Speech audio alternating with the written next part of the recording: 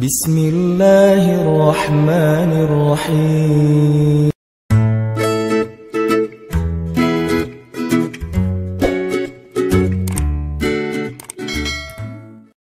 Kadang ada kondisi kita butuh semangat, kita butuh action yang benar-benar bikin kita itu survive dalam satu masalah.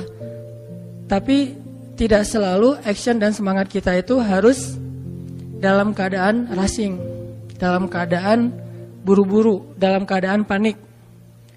Banyak banget masalah yang bisa kita lewatin dengan sikap-sikap yang dalam tanda petik santai. Banyak banget konflik yang bisa kita lalui justru dengan sikap-sikap santai kita. Kalau semua konflik kita lalui dengan sikap-sikap panik, dengan sikap-sikap berlebihan, maka kayaknya ada kalanya konflik yang kita dapetin itu efeknya lebih besar dan bertambah rumit dengan sikap kita sendiri.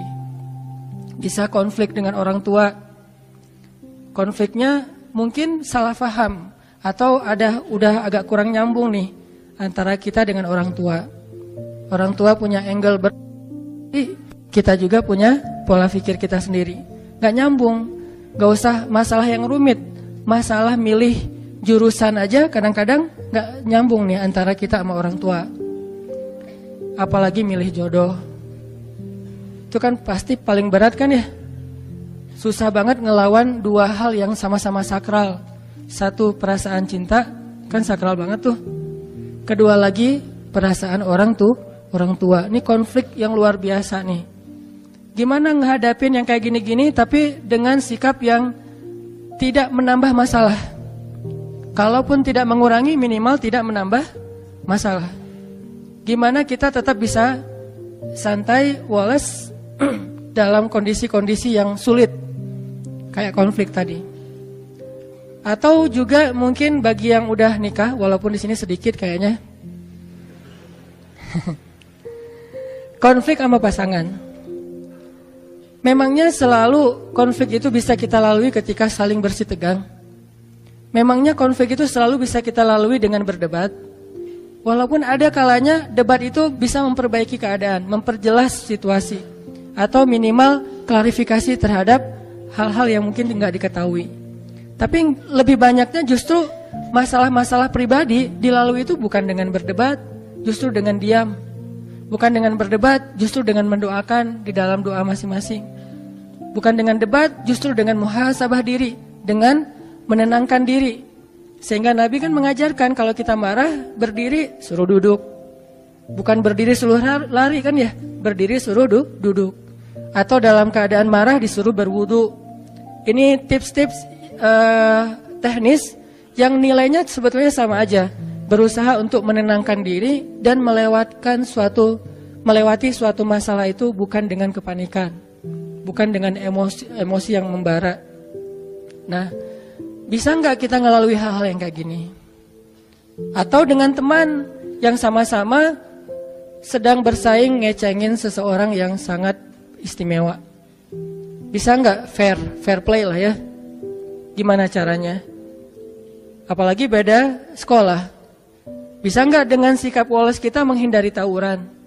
Dengan sikap woles kita nggak ada lagi perang antar kampus atau antar sekolah. Ini semuanya diajarkan oleh Al-Quran, walaupun dengan contoh kasus yang berbeda-beda. Bahkan yang diangkat oleh Al-Quran, kasusnya lebih berat loh dari konflik atau masalah yang kita hadapi. Termasuk yang dicontohkan Nabi di dalam keluarga beliau. Saya sering banget ngisahin kisah keluarga Nabi di mana sikap woles Nabi itu justru nyelesain masalah sama istrinya. Kadang kita berpikir ketika ada konflik antara kita dengan seseorang, sikap tegas kita, sikap keras kita, sikap belak-belakan kita itu bisa mengklirkan masalah. Tapi seringkali ternyata justru memperunyam masalah. Gimana harusnya? Masa saya diam aja? Kadang diam itulah penyelesaiannya. Kadang ya, nggak selalu. Tapi kita kadang malas menggunakan kartu ini nih, kartu diam, kartu muhasabah diri, dan kartu doa. Begitu ada masalah sama seseorang, kita diam, kita wudhu, terus kita sholat, habis sholat kita doain dia. Sebutin namanya. Nanti coba rasain bedanya suasana hati kita tentang dia sebelum dan sesudah doa. Before dan after. Mungkin selama ini karena kenapa kita agak susah untuk recovery, susah untuk bisa nyaman lagi dengan orang yang punya konflik sama kita. Mungkin kita gak pernah nyebutin nama dia di dalam doa kita. Hanya doa untuk diri sendiri doang nih. Ya Allah sabarkan saya, sabarkan saya. Coba ditambah, ya Allah sabarkan saya. Ya Allah sayangi saudara saya Fulan bin Fulan. Mungkin dia gak sengaja, maafin dia. Kalau dia benar, maafin saya. Sebutin namanya. Lalu coba rasain bedanya perasaan kita tentang dia before dan after kita berdoa dengan nama itu. Kadang kartu ini bisa benar-benar menyelesaikan masalah kita secara amazing, secara ajaib yang kita nggak pernah mikir gitu bisa selesai. Dan Nabi mencontohkan buat kita gimana Wallace itu benar-benar bisa menyelesaikan masalah, terutama masalah-masalah yang hubungannya dengan pribadi. Beda lagi nanti kalau masalah negara, masalah agama kan setiap urusan itu ada sikapnya. Tapi kalau dalam masalah pribadi saya kira sikap Wallace ini paling dominan yang harus kita sering gunain. Contoh yang saya pernah cerita Wallace-nya Nabi kepada istri-istri beliau. Salah satunya kepada Aisyah. Pas Aisyah cemburu. Ketika Aisyah lagi cemburu, marah-marah, terus minta diantarkan ke rumah Abu Bakar kan? Nabi cuma bilang ya udah saya antarin ya, malah mau dianterin. Aisyah juga mau bilang enggak, bingung gitu. Karena keluar rumah sendiri mungkin malam-malam agak susah, mending dianterin sama suami. Ya udah deh, dalam keadaan marah Aisyah pun berkomunikasi sama Nabi. Ya udah saya anterin ya. Ya udah enggak apa-apa, tapi marah gitu, dianterin. Naik ke atas kuda, Nabi memberikan lututnya sebagai pijakan bagi Aisyah dalam keadaan marah. Apakah Nabi tidak marah? Mungkin Nabi juga marah, mungkin Nabi juga tersinggung dengan sikap Aisyah, tapi tetap bisa ngejaga emosinya dengan sangat Wallace. Nabi jongkok, terus meletakkan lututnya di depan Aisyah, tangannya diberikan.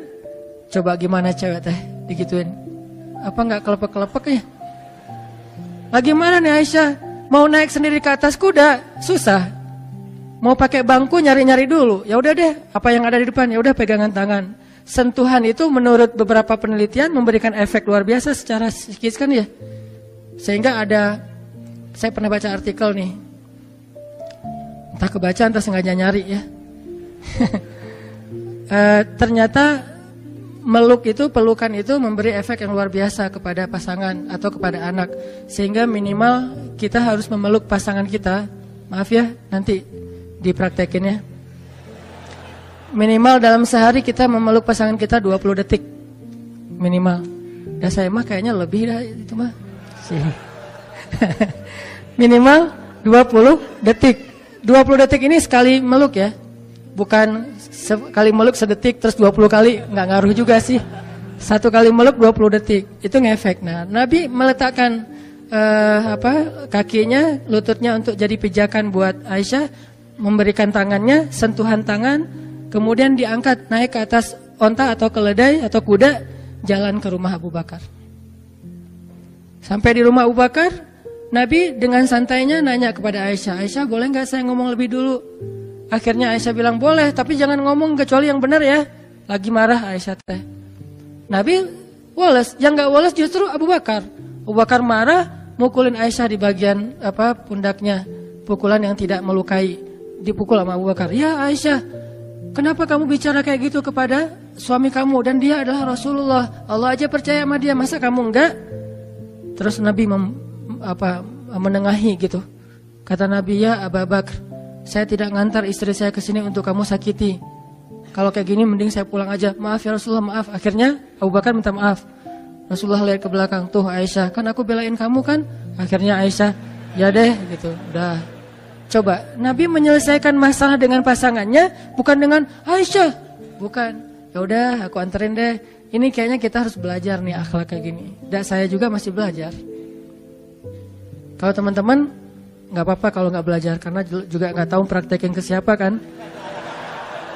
Nanti aja deh belajarnya. Sekarang dengerin aja dulu. Susah nih hilang dari tema ini. Tuh Wallace menyelesaikan masalah. Gimana caranya hidup dengan cita rasa Louis Armstrong tadi misalnya, dalam tanda petik gitu. Walaupun kadang butuh cita rasa sepultura gitu, ketika kita lagi dalam keadaan semangat pengen sukses apa segala macam, butuh rushing kayak gitu. Tapi ini dalam kondisi yang sulit, dalam kondisi yang tertekan, dalam kondisi konflik, kadang memang Louis Armstrong itu menjadi cara buat kita menyelesaikan masalah. Ibarat orang lagi sakit kepala, kadang bukan minum obat yang pahit obatnya, tapi tidur. Dia tidur selesai. Ketika orang lapar, kadang-kadang bukan makan nasi, tetapi ketemu teman bisa hilang laparnya, teman TTM. Nah, ini semuanya masuk dalam materi tentang gimana punya sifat yang wikor. Wikor itu atau sakinatun wakor. Gimana itu? Contohnya dalam sholat. Nabi mengajarkan kita tentang Wallace justru dengan praktek sholat. Gimana Wallace dalam sholat? Salah satunya adalah ajaran Nabi, kalau kita datang ke masjid dan kita mendengar di masjid orang udah mulai sholat, imam udah takbir, maka jalanlah dalam keadaan sakinatun wakor, dalam keadaan tenang dan gak usah terburu-buru. Di situ diajarkan. Padahal kita mau menghadap Allah. Padahal kita akan kehilangan banyak keistimewaan takbiratul ihram bareng dengan imam, shaf pertama, banyak kebaikan yang kita akan kehilangan. Tapi tetap aja ada toleransi dari Allah melalui Rasulullah. Udah aja santai dah, gak usah terlalu diburu-buru. Daripada kita lari terus ngos-ngosan takbir, baca doanya juga gak khusyuk. Ternyata justru kualitas didapatkan dengan sakinatun wakar, dengan dalam keadaan sakinah, santai, tenang. Udah datang ke masjid santai, tenang. Sehingga ketika ada seorang sahabat keliru dalam bab ini, gak salah tapi keliru, Nabi menasihati dia kan. Dia masuk ke gerbang masjid, ke pintu masjid, dia ngelihat Nabi dan sahabat sudah ruku. Akhirnya dia takbir di pintu masjid, dia ruku di pintu masjid, dia jalan sambil ruku ke arah shaf. Kan ada yang kayak gitu, Bakroh bin siapa gitu.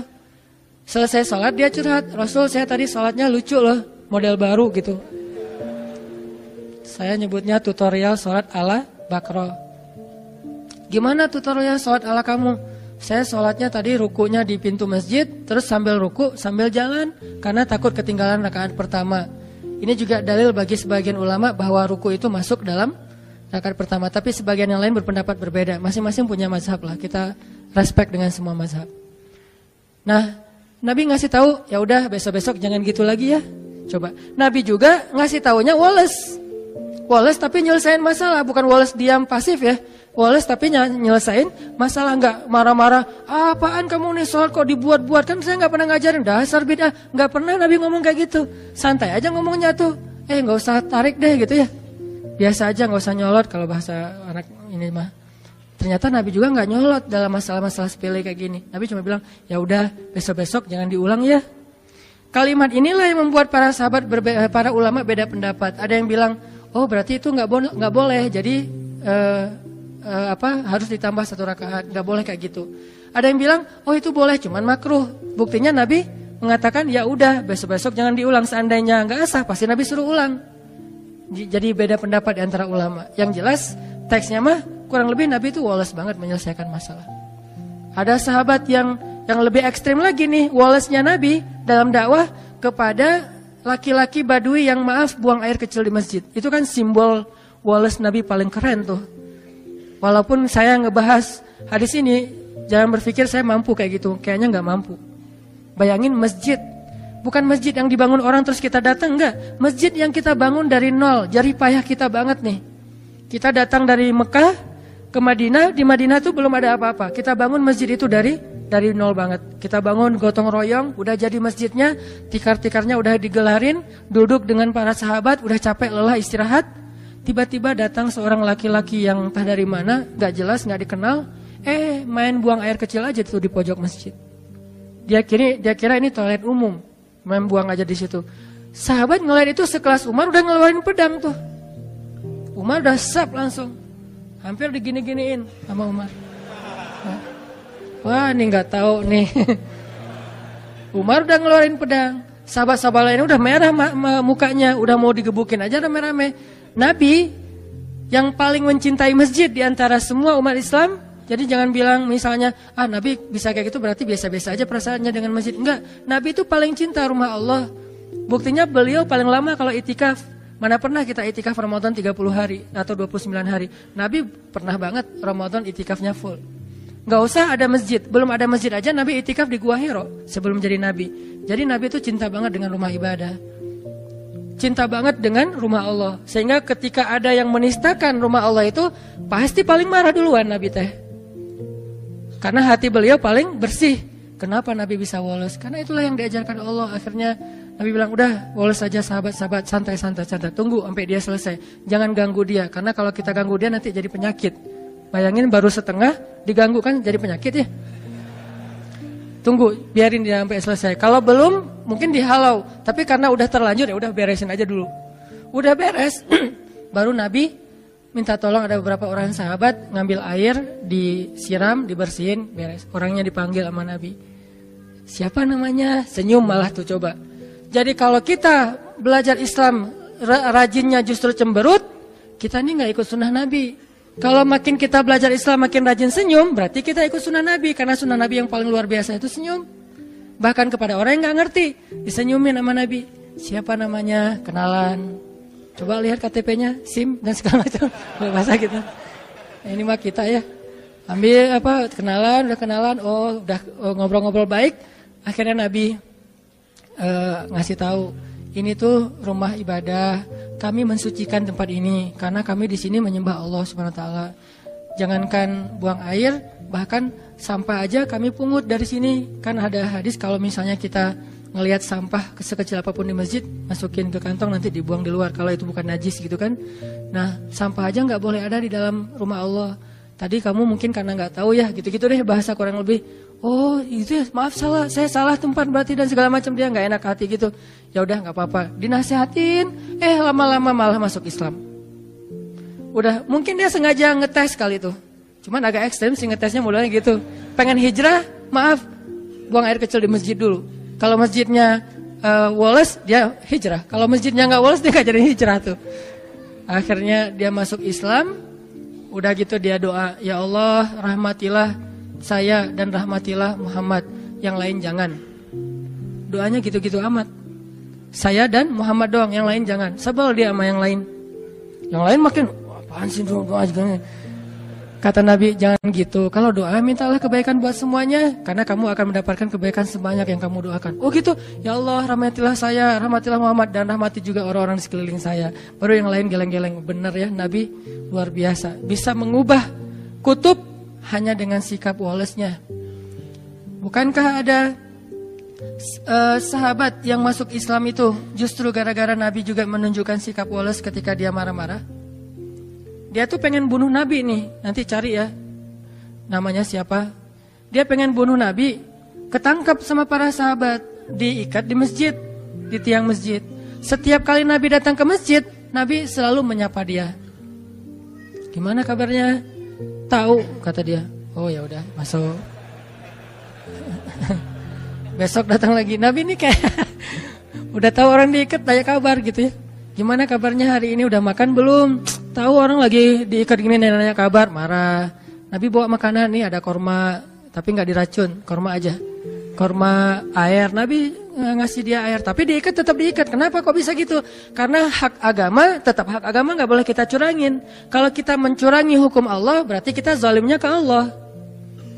Karena kita terlalu ngeringanin, terlalu nggak tegaan, akhirnya kita mencurangi hukum Allah. Tapi jangan sampai kita menjalankan hukum Allah sambil mencurangi hamba Allah. Nih, inilah indahnya Islam, pertengahan banget nih. Tegas, tapi nggak zalim. Ada orang yang tegas, keras, zalim. Ada yang terlalu lemah, akhirnya jadi kezaliman merajalela. Nah, Nabi tetap mengikat dia di tiang masjid, tapi dikasih makan. Dan makan itu, makanan yang Nabi makan, bukan sisa. Dikasih minum, disapa, diperhatikan kalau lagi malam pakaiin selimut biar nggak kedinginan, tapi tetap diikat di masjid. Dia bisa tidur sambil duduk di tiang masjid. Lama-lama setelah Nabi berkali-kali menunjukkan sikap Wallace yang luar biasa, akhirnya dia membalas sapaan Nabi. Nabi japri dia, udah bukan dirit lagi sekarang, dibalas. Mulai typing dia teh. Tadi dirit juga enggak, diblok malah. Tapi Nabi ngirim aja terus. Nah kita kadang-kadang ngedakwahin teman kita dengan perasaan bukan kita udah lebih baik dari dia ya. Gak boleh sama sekali kita berpikir kayak gitu. Karena kita sadar kadang kalau dia nanti udah dapat hidayah Allah, bisa jadi dia akan nyalip kita di tengah jalan, lebih soleh dari kita. Lagi pula kan kita gak tahu akhir hidup kita itu akan baik atau buruk. Nauzubillah, mudah-mudahan kita tetap dapat husnul khatimah. Bisa aja dia yang kita lihat kayak sekarang biasa-biasa aja, ntar akhir hayatnya malah dapat hidayah dan masuk surga. Banyak banget kisah-kisah kayak gitu. Kita ngedakwahin teman kita karena kita sayang sama dia. Kayak dulu kita ngajak dia malam keluar, malam nongkrong karena kita dekat sama dia soulmate kita banget, teman kita, sobat kita banget. Sekarang kita juga ngajak dia untuk belajar Islam bareng, ngajak sholat bareng karena dia teman kita. Sebagaimana dulu kita ngajak dia kepada hal yang kita senangi, sekarang juga kita mengajak dia kepada hal yang kita senangi dan insya Allah baik. Bukan karena merasa lebih baik. Kalau disikapin kayak tadi tuh, nah di situ belajar nih. Saya juga masih belajar banget gimana bisa Wallace. Nggak gampang emang, karena ini urusannya emosi kan, perasaan. Kalau urusannya logika doang sih bisa, tapi kalau udah perasaan kadang-kadang subjektif, egois sih kadang-kadang kita mah. Nabi bisa menekan perasaan itu, sehingga Nabi menunjukkan sikap paling baik. Akhirnya orangnya membalas. Ketika Nabi bilang, gimana kabarnya hari ini? Baik Muhammad. Udah lembut ucapannya. Udah pakai emoticon senyum. Oh udah beda nih. Tadi kan gak ada gitu-gituan. Setelah dia udah mulai baik ucapannya, Nabi bilang ke sahabat, lepaskan ikatan dia, dilepasin. Udah dilepaskan, Nabi ngobrol sama dia. Akhirnya dia bilang, dia ingin kembali kepada kaumnya. Ingin mengambil tebusan. Dan hebatnya Nabi, percaya lagi sama dia tuh. Nabi memberikan kepercayaan itu sebagai bentuk menunjukkan sikap Nabi yang luar biasa. Orang yang pengen bunuh Nabi malah ketika berjanji akan mengambil tebusan terhadap dirinya. Karena kan suasana perang berarti harus menebus ya. Nabi percaya, udah pulang aja. Kalau kamu menebus, datanglah kembali. Cuman sebelum dia pulang, Nabi nyuruh dia mandi. Nah ini ada pelajaran juga. Ternyata mandi itu bukan soal ketika kita mau malam mingguan doang. Mau ke masjid juga kita sebaiknya mandi walaupun bukan hari Jumat. Dan ini bukan hal wajib sih. Kenapa? Ternyata mandi itu memberi efek dapat hidayah. Dia mandi seperti orang mandi junub, mandi besar. Setelah selesai mandi, tiba-tiba dia dapat hidayah. Baru dia syahadah, dia masuk Islam, dia pulang ke kaumnya, dia dakwahin kaumnya. Lewat mandi Allah memberikan. Kenapa dia bisa dapat hidayah setelah mandi? Sempurna hidayahnya.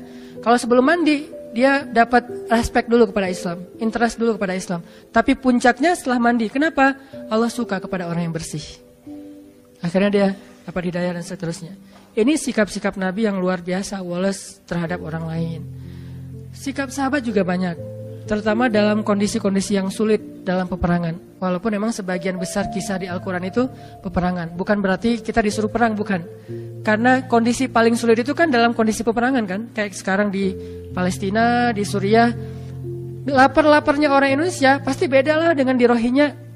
Selapar-laparnya orang Indonesia beda dengan Suriah dan Palestina. Pasti beda banget tuh. Lapar di sini kita masih bisa nyari, kita masih punya keluarga, punya teman, masih ada. Paling lapar kita di sini tuh dan nggak separah udah lapar, ketakutan, terancam, nggak punya tempat tinggal kan itu parah banget tuh. Jadi benar-benar baksa, dorro, zulzilu, 3 sekaligus. Kalau kita paling-paling baksa doang lapar. Kalau mereka baksa, dorro, hilang semua harta bendanya termasuk rumah. Zulzilu, diancam. Terombang-ambing perasaannya, nih gimana, mau kemana? Ke Bangladesh diusir, ke India bentar lagi 4.000 orang mau diusir dari India. Kemanapun gak ada, di laut. Banyak yang karena udah overload gitu, banyak yang akhirnya tenggelam kapalnya, perahunya, mereka meninggal di lautan. Seolah-olah tidak ada satupun daratan yang halal untuk mereka. Pasti beda kan? Makanya Allah mengangkat angle perang. Bukan nyuruh kaum muslimin itu kok senang perang banget sih, ayatnya semuanya tentang perang. Bukan. Angle perang itu kondisi paling sulit yang dialami seseorang dalam peperangan. Apalagi perang-perang dulu kan bacok-bacokan ya. Kalau sekarang kan nggak kelihatan tuh musuhnya. Kalau dulu bacok-bacokan kayak tawuran udah. Kayak orang udah antar warga, antar sekolah, antar geng gitu. Itu luar biasa, kondisi kayak gitu diangkat oleh Allah untuk memberi suasana ke kita. Dalam kondisi kayak gitu aja, sahabat ternyata dengan izin Allah bisa woles. Dan woles mereka lah yang menyelesaikan masalah di antara mereka. Nih kita coba belajar teman-teman. Belajar untuk menerapkannya, terutama kepada orang tua, lalu kepada pasangan. Kepada pasangan ini terutama istri ke suami, baru suami kepada istri. Karena setelah orang tua, suami itu posisinya sakral bagi istri. Sakral banget setelah orang tua ya. Artinya setelah dia menikah, maka posisi ayah ibunya itu digantikan oleh suami. Sampai Nabi bilang kalau seandainya seorang perempuan boleh disuruh bersujud, maka Nabi akan nyuruh dia bersujud kepada suami. Tapi kan gak boleh sujud kepada makhluk.